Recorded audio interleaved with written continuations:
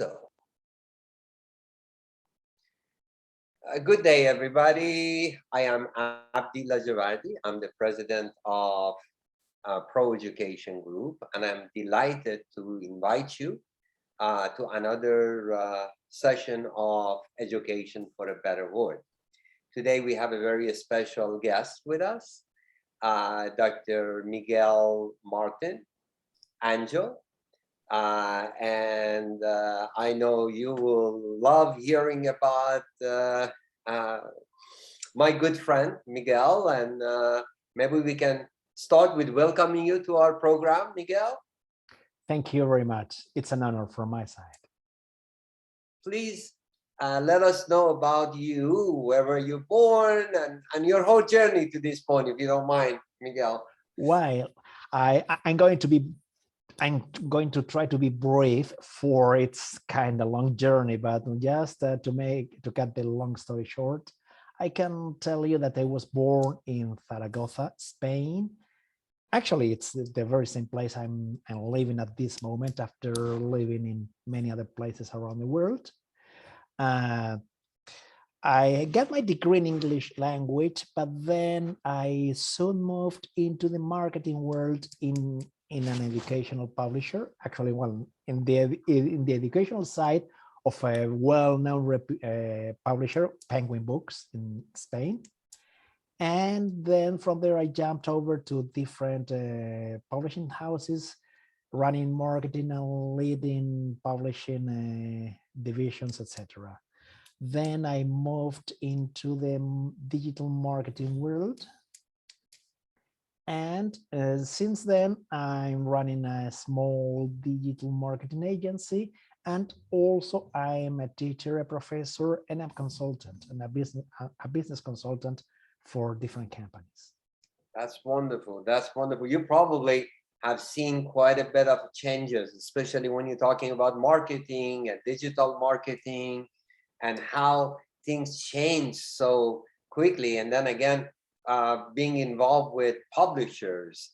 Can you put some light into how you saw this transaction take place? Well, I can tell you that obviously I clearly saw by the early 2000s, I clearly saw how the digital world was going to become so important nowadays, especially in the educational world, but I mean anywhere.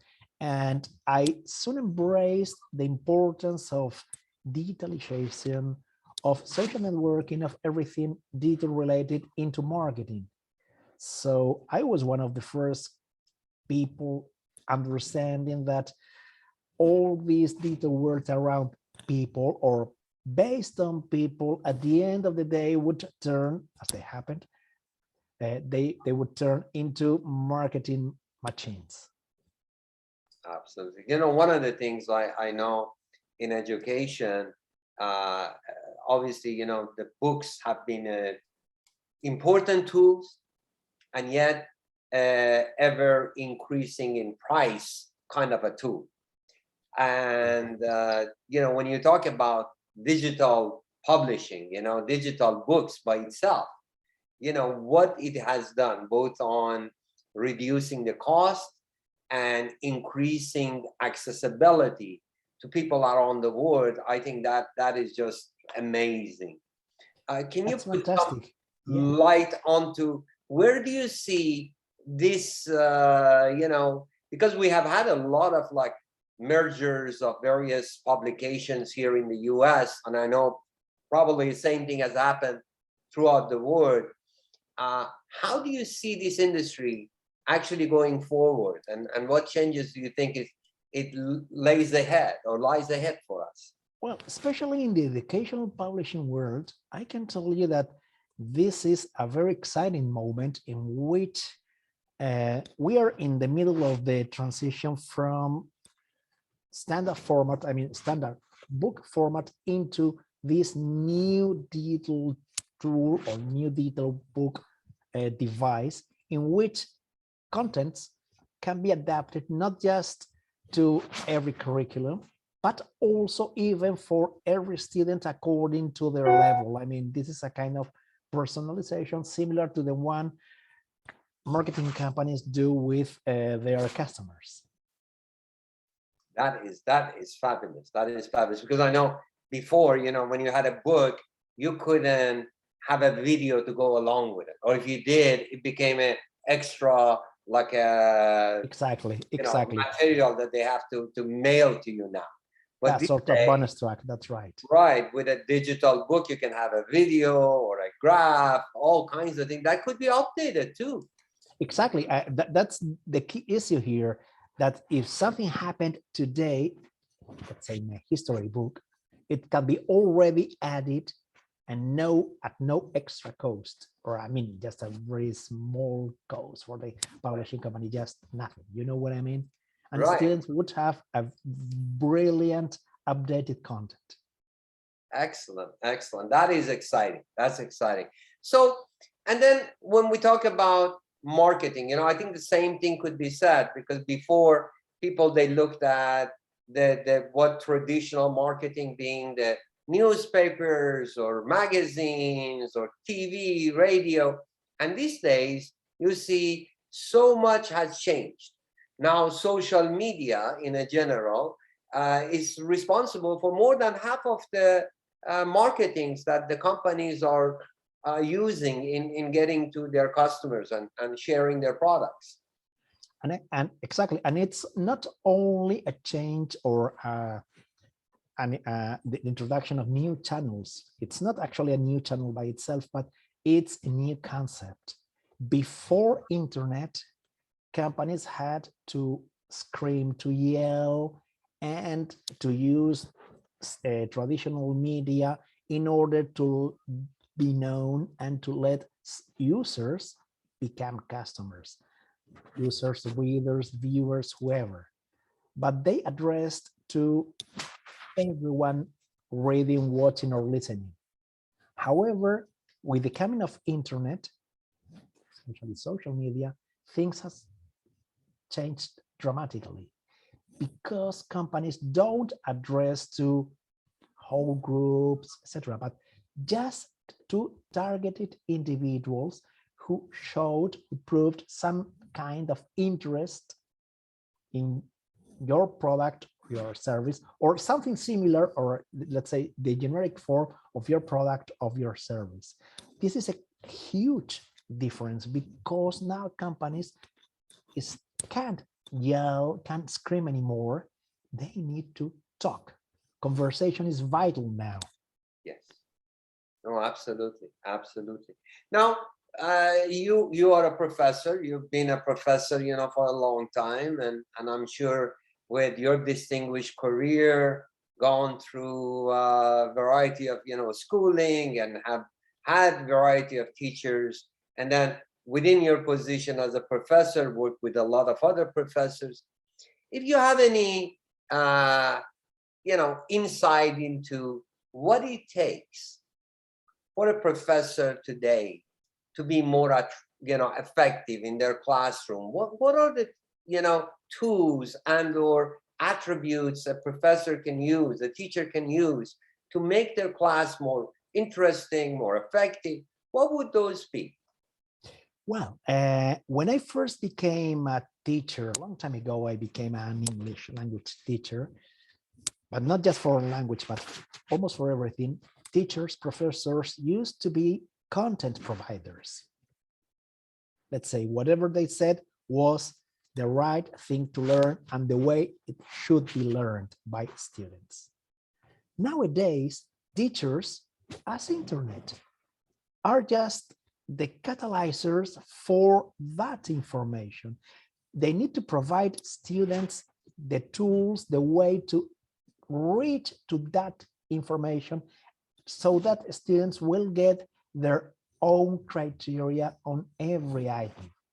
So professors, students are not that kind of gurus who say what things are like, but the people who provide different tools, different ways for students to reach that content, so that students can have their own criteria and can develop their own projects, their own, according to the way they can learn. That's very, very, I agree with, and thank you for sharing that with our audience. Now, you know, you being in Europe and traveled all over the world, and you continuously do that, you know, what is it that you can see as, you know, maybe challenges, and maybe as a follow-up question, you know, with opportunities, as far as you know, institutions have in Right. order to better serve their students? Actually, it is said that internet has shrinked the world and has made the world smaller.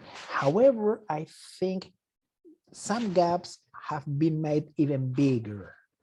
Why? Because access to education, and I'm not talking about just money, but I'm talking about the way people can access to education in different parts of the world.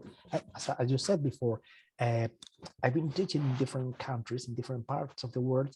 I have found out that in many places, they still teach the old way. That is, the professor, the teacher says what things are like, what he believes things must be like, and that's the way students need to repeat and to internalize and to throw into an exam. Things are not like that anymore. Of course, there should be exams sometimes, but we as teachers, as professors, no matter which level we're teaching, we need to become information content catalyzers. That means providers of different ways for students to reach the core content and to make them become conscious of those issues so that they can come to their own conclusions. Thank you. Thank you. I have another question in regards to professional mindset. Now, professional mindset, you know, it has a number of different definitions. So my question to you is, what is your definition for professional mindset? Well, I would say that it's basically based on how you can learn and how you can develop your own strategy according and adapting yourself to your environment, to your group's environment, and to every single individual's environment. That's the key issue here now, to be able to personalize, to customize the way you transmit your knowledge, your information, almost to every single student. And here, now we've got a very important issue here. Thanks to internet as well, we can teach and we can share our knowledge, our content to people everywhere in the world. These digital tools are brilliant, but we still need to understand who's on the other side of your computer, of your camera. Because there are people, and that's the key issue here, to understand not just people in general, but every single person around. Okay. Thank you very much. Now, when you look at some of the, you know, fields that are happening, and I know you have particular expertise, but if in general you look at, there are a number of industries that they are coming online, you know, all the time, you know.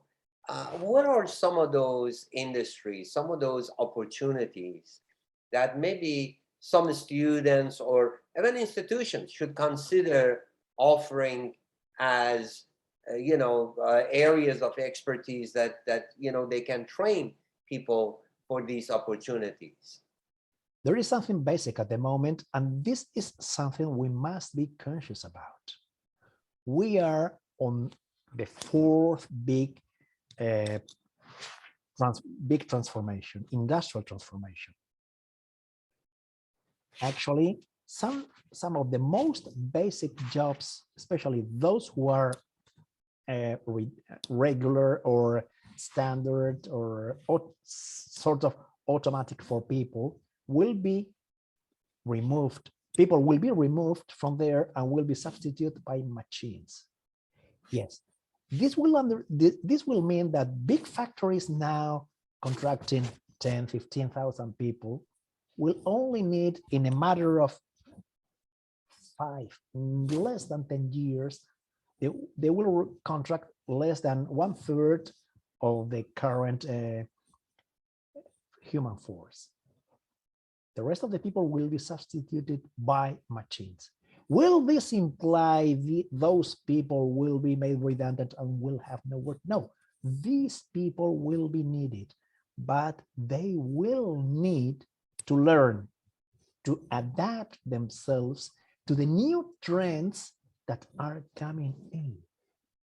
And actually, at this very moment, there are many new positions that can't be covered by companies, no matter which industry we're talking about.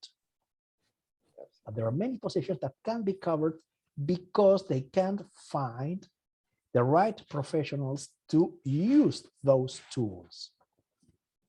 Does it mean that someone leaving a factory will immediately find another job? No. That person will need some training, will need to reshape, to re-educate in these new trends. Once he learns it, she learns it, definitely, he will be able and he will find a great world around and many opportunities rising. So this is a very exciting moment for many people. And I know that in 5-10 years, things will change, will dramatically change. We must be conscious of that.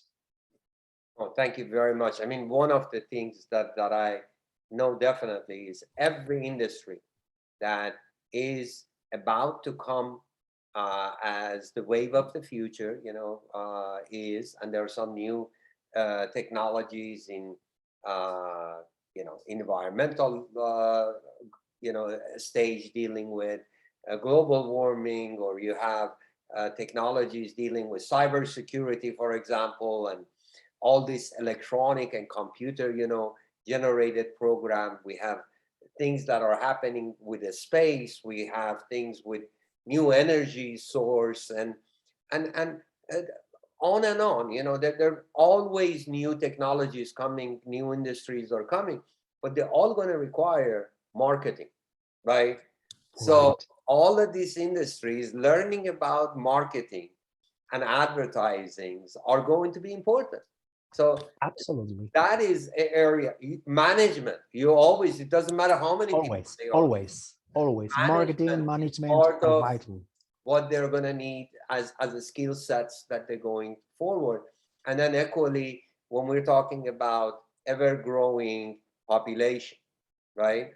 A human race has just continued exploding from numbers. When you look at, what has happened in the last 50 to 100 years, and more prediction shows that we are increasing in numbers, but equally, our life expectancy is growing as well.